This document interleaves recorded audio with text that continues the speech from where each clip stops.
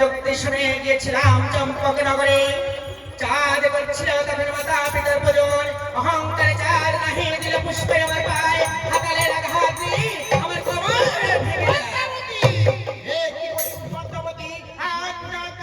ভেঙে যায়। আজ চন্দ্রভূম বংশে কেউ থাকবে না। আমি প্রতিজ্ঞা করলাম তোকে, বল কি হয়েছে, এমন বল কি করতে হবে।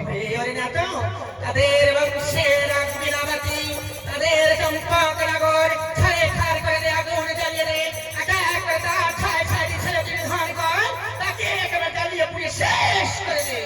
ও তাহলে প্রথমে ওরা ধনন্তরী বিনাশ করতে হবে, তবে ধনন্তরীকে বাদ তোকে করতে হবে। বল একে বল আজ আমি কেমন করে মা হয়ে পুত্রের বুকে ছবল দিব।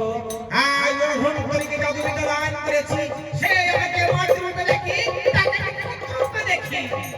কি দেখো, আজ ভগিনী হয়ে আমি তোর পার হয়ে গেলাম, আর কোথাকার ধনন্তরী তোর আপন হয়ে গেল। আজ যদি ধনন্তরী নিধান নাহি হয়, এই ধরার মাঝে মনসা কোনদিন পূজা পাবে না রে। তো তাই বলছি পূজা ধনন্তরীকে বাদ তোকে করতে হবে। তাহলে সরকার দেবতী 300 অঙ্গীকার করতে হবে।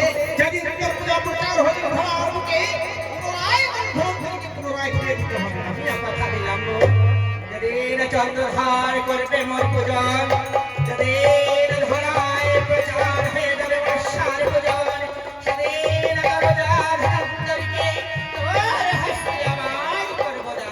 বেশ সত্য, এই সত্য সরকার দেবতী আজ ভাদ্রমাসে অমাবস্যা মঙ্গলবার রাত্রি যদি কালের বিভাগে শ্রীনিকা বেলায় উদয়ের কালে দর্শন করে ধনন্তরী নাশ হয়ে যাবে। বেশ, তাই তো ওই যে বুঝলো ধনন্তরী তাদের পিতাকে শুয়ে নিত্যা যায় সরদার করে, কোথায় তাই তার যাও ধনন্তরীর মস্তকে দংশন করে তাপ বিনাশ করে দাও। ধনন্তরী শেষ। এবার তাদের উপমান গোয়ামের শেষ করতে হবে, চন্দ্রধরে ছয়ছড়ে বিনাশ করতে হবে। তাই তো বেশ চিন্তা করছ পদ্মাবতী, এই চন্দ্রধরের উপমান করলাম শেষ, গোয়ামের শেষ, এবার তুই পাণ্ডুদণ্ডীকে ছয়ছড়ে বিনাশ করো।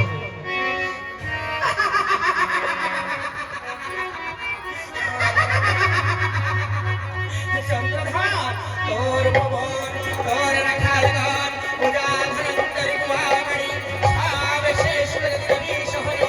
এখন তোর ছায় ছেলে যদি ধান নাহি করতে পারি, মিথ্যা নবনার বিশ্বহরি বিশ্বহরি।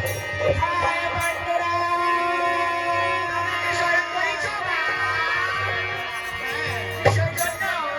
চম্পক নগরে ঘর, নামে রাজা চন্দ্রধার, তার ছায়ে ছায়ে কি পুত্র ধুলা খেলা করছে পুষ্পবনে, তাকে দংশন করে, তাকে নিধন করে জীবনের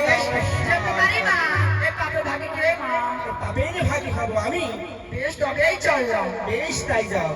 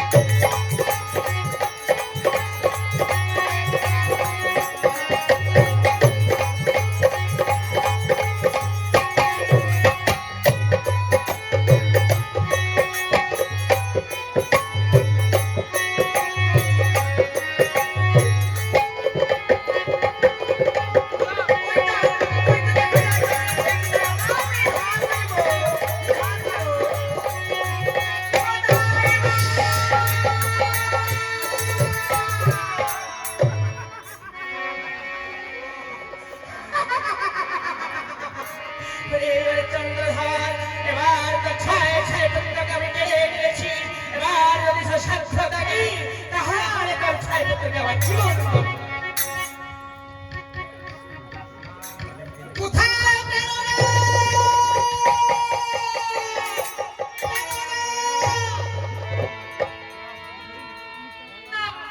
সোনা দেখি দেখি সোনা আমার ভাই পুত্র এমন ভাবে এরা ধুলো করে কেন সোনা কি হয়েছে আমার ভাই পুত্রে কেননা এদের স্বর্গে দংশন করেছে। দংশন করেছে সোনা তুমি কোনো চিন্তা করো না সোনা আমার কাছে মহাকাল মন্ত্র আছে আমি সেই মহাকাল মন্ত্র দিয়ে আমার ভাই পুত্রের জীবন দান করবো তুমি চিন্তা করো না সোনা ও নমঃ শিবায় ও নমঃ শিবায় ও নমঃ শিবায় এই দেখো সোনা আমার ভাই পুত্র আবার কেমন ভাবে বেঁচে তুমি কোনো চিন্তা করো না সোনা আমার কাছে যতক্ষণ মহাকালের মন্ত্র আছে ওই শঙ্করের নামে আমার কিচ্ছু করতে পারবে না কিচ্ছু করতে পারবে না ওই বাঁচি রে সাধুনন্দ, বাঁচি রে। মন্ত্র দিয়ে জীবন পাবে না।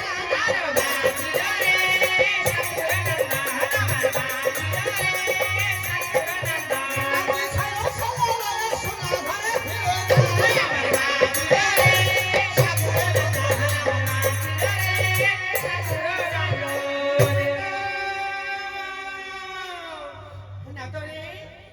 এই তো পদ্মাবতী।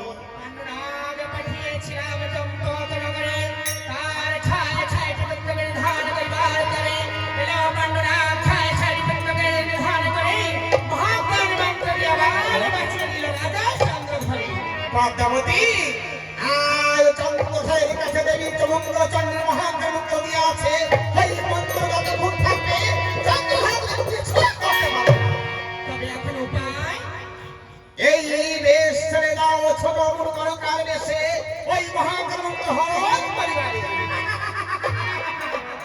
সাবধানে থাকিস চন্দ্রধর এবার আমি সরকার বনবরকার বেশ ধরে যাব তো চম্পক নগরে তোর মহাকাল মন্ত্র